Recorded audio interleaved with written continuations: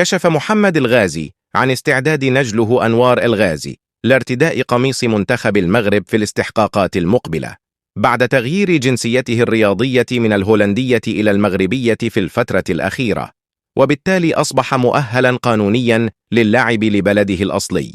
وقال والد أنوار الغازي في تصريح خاص للعربي الجديد اليوم الجمعة إن ابنه المنضم حديثا إلى نادي ماينز الألماني أنهى إجراءات تغيير جنسيته الرياضية بعدما لعب مباراتين فقط برفقة منتخب هولندا في وقت سابق، وهو في كامل استعداده لتلبية دعوة المدير الفني لمنتخب أسود الأطلس وليد ركراكي. وأضاف قائلا: ابني مستعد للعب لمنتخب بلده الأصلي ب4 أرجل وليس برجلين، وهو كلام أكده لي بنفسه. إنه متشوق لارتداء قميص أسود الأطلس وينتظر دعوة المدرب ركراكي بفارغ الصبر من أجل المشاركة في مباراة ساحل العاج وليبيريا المقبلتين. وحول الأسباب التي دفعت أنوار الغازي للعب لمنتخب هولندا في وقت سابق، أكد والده أن نجله أخطأ في اختياره السابق لأنه كان صغيرا في السن 17 عاما،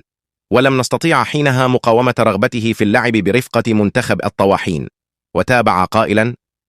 زارنا المدرب السابق للمنتخب المغربي بادو الزاكي في هولندا قبل 8 سنوات، وعرض على ابني اللعب لبلده الأصلي وحاول معه مرارا، لكنه قرر في نهاية المطاف ارتداء قميص منتخب الطواحين قبل أن يتراجع عن قراره بعدما فطن إلى خطئه، وهو مستعد حاليا لتقديم كل ما يملك من مؤهلات في سبيل منتخب أسود الأطلس. واعترف والد أنوار الغازي بأن ابنه لم يحظ بالتقدير والاحترام اللازمين من قبل المدرب السابق لأياكس أمستردام الهولندي بيتر بوس حينما كان لاعبا في صفوفه،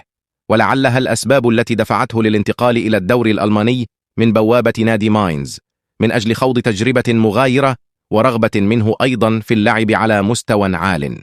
واختتم محمد الغازي حديثه بالتعبير عن أمله في أن يحظى نجله بثقة المدرب ركراكي ويمنحه فرصة للدفاع عن أحقيته في اللعب لمنتخب المغرب في الاستحقاقات المقبلة، من أبرزها بطولة كأس أفريقيا المزمع تنظيمها في ساحل العاج في يناير المقبل.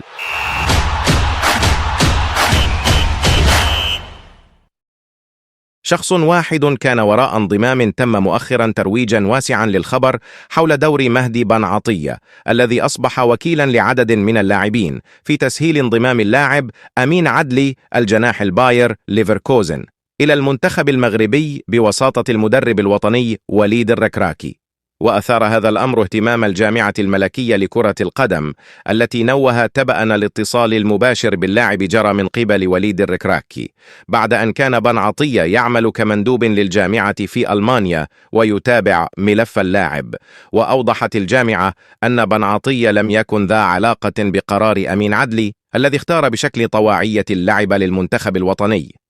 تجدر الإشارة إلى أن أمين عدلي صاحب 23 عاما قد أتيحت له الفرصة للانضمام لصفوف المنتخب المغربي في مباراة ودية ضد منتخب بوركينا فاسو والمغرب في فرنسا مؤخرا، ونجح بسرعة في إقناع المدرب الوطني قبل أن يعود لتحقيق مزيد من التألق في البوندسليغا مع فريقه باير ليفركوزن، حيث يعد من الركائز الأساسية ويتوقع الاعتماد عليه بشدة خلال نهائيات كأس